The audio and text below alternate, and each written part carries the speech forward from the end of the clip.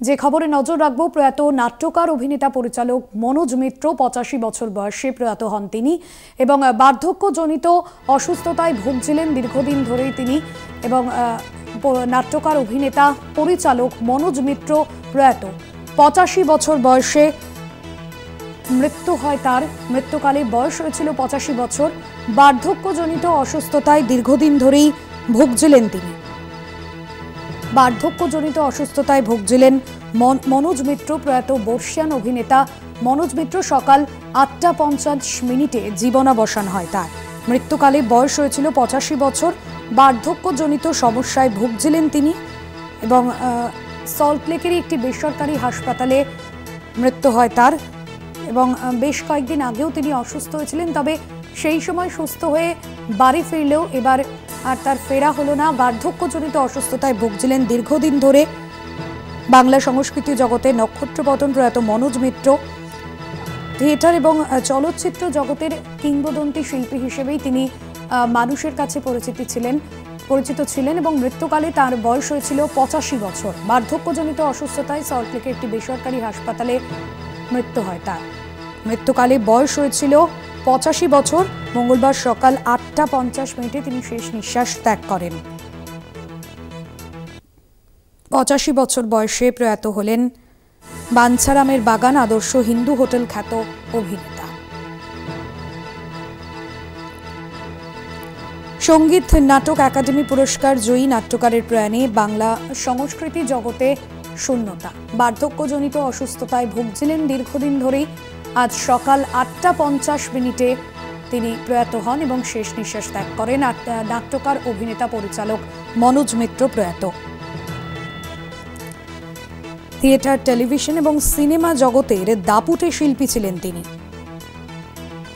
85 বছর বয়সে প্রয়াত হলেন বাঞ্ছারামের বাগান আদর্শ হিন্দু হোটেল খ্যাত অভিনেতা। সঙ্গীত নাটক একাডেমি পুরস্কার জয়ী নাট্যকারের প্রয়াণে বাংলা সংস্কৃতি জগতে শূন্যতা। জয়ন্ত চৌধুরী আমাদের প্রতিনিধি রয়েছেন ফোন লাইনে। জয়ন্তদা, বাংলা সংস্কৃতি জগতে নক্ষত্রপতন। নিশ্চয়ই সবচেয়ে বড় কথা যে এই মনোজ মিত্র নাটক এবং চলচ্চিত্র এবং নাট্য সাহিত্য তিনটে জায়গাতেই তার স্বাক্ষর ছিল। তিনি শিক্ষকতা করতেন রবীন্দ্রভারতী বিশ্ববিদ্যালয়ে এবং তিনি একই সঙ্গে তার নিজের তৈরি করা যে গ্রুপ থিয়েটারের যে গ্রুপ সুন্দরম, তার সেই কিংবদন্তি নাটক আমরা সকলেই প্রায় দেখেছি এবং তার গল্প সবাই জানে, যাচ্ছে বাঞ্ছারামের বাগান। পরবর্তীকালে তপন সিনহা এই বাঞ্ছারামের বাগান অবলম্বনে একটি সিনেমা করেন, সেখানে বাঞ্ছারামের ভূমিকায় স্বয়ং মনোজ মিত্র, এবং সেই ভূমিকা এখনো পর্যন্ত সেটা বাঞ্ছারামের বাগান একটা কিংবদন্তির জায়গায় চলে গেছেন। মনোজ মিত্র নিজেকেও সেই জায়গায় নিয়ে গেছেন। একাধারে সেই নাটককার পাশাপাশি মূল চরিত্র সেই মানে বাঞ্ছারাম, যে মনোজ মিত্র কিছুই জানেন না, তিনি অন্তত বাঞ্ছারামের বাগান দেখেছেন বা তার সম্পর্কে জানেন, এতটাই একটা কিংবদন্তি তৈরি করতে পেরেছিলেন। অবশ্যই সেখানে তপন সিনহারও একটা ভূমিকা ছিল, তবে মূল চরিত্রটি তার। এছাড়া অসংখ্য নাটক তিনি লিখেছেন, নাটক পরিচালনা করেছেন, শিক্ষকতা করেছেন। তার সমসাময়িক বন্ধুরা যারা ছিলেন স্কটিশে একসাথে পড়তেন, এখনো রুদ্রপ্রসাদ সেনগুপ্ত রয়েছেন। বাদল সরকার অবশ্য আগেই প্রয়াত হয়েছেন।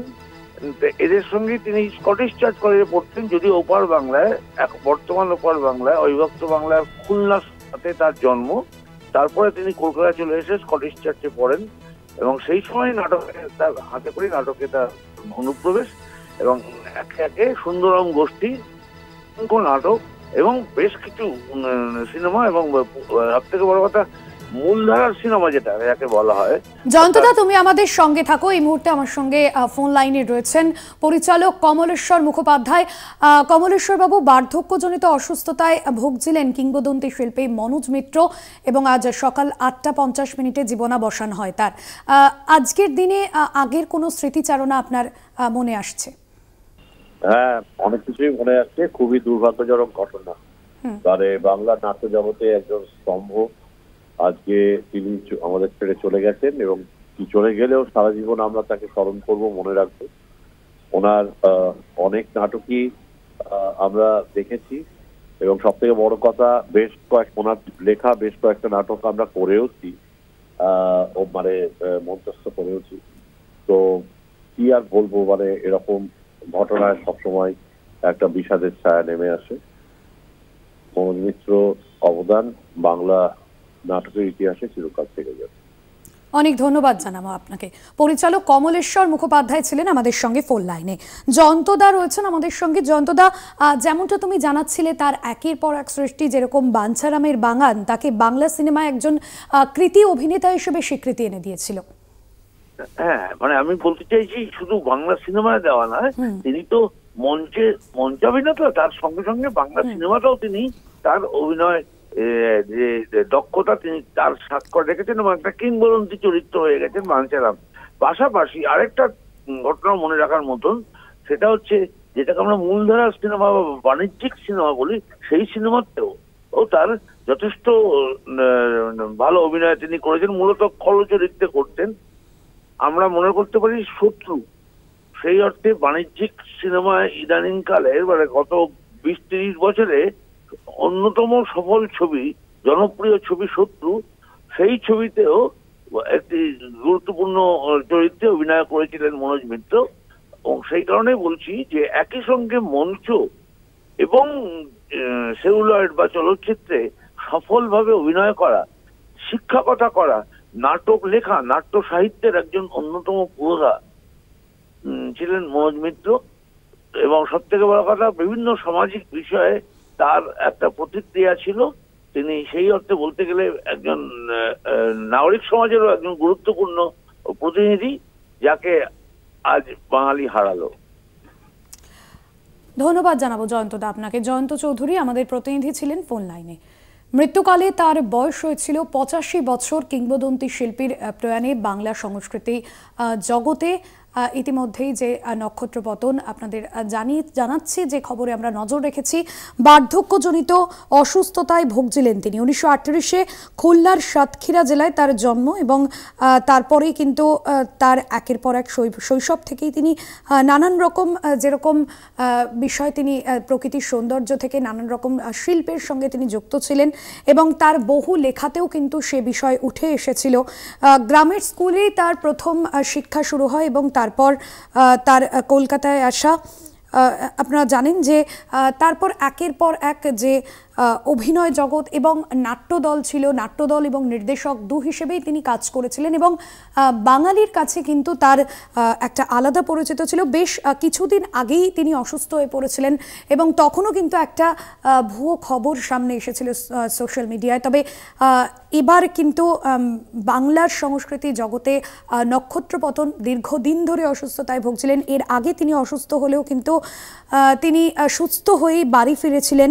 তবে এবার যে খবর পাওয়া যাচ্ছে, প্রয়াত বর্ষিয়ান অভিনেতা মনোজ মিত্র, মৃত্যুকালে তার বয়স হয়েছিল 85 বছর। বার্ধক্যজনিত অসুস্থতায় ভুগছিলেন দীর্ঘদিন ধরেই, এবং 23শে সেপ্টেম্বরে তাকে সল্টলেকের একটি হাসপাতালে ভর্তি করা হয়েছিল অসুস্থতার কারণে। তারপর তিনি সুস্থ হয়ে বাড়ি ফিরলেও আজ সকাল 8:50 সল্টলেকের একটি বেসরকারি হাসপাতালে জীবনাবসান হয় তার।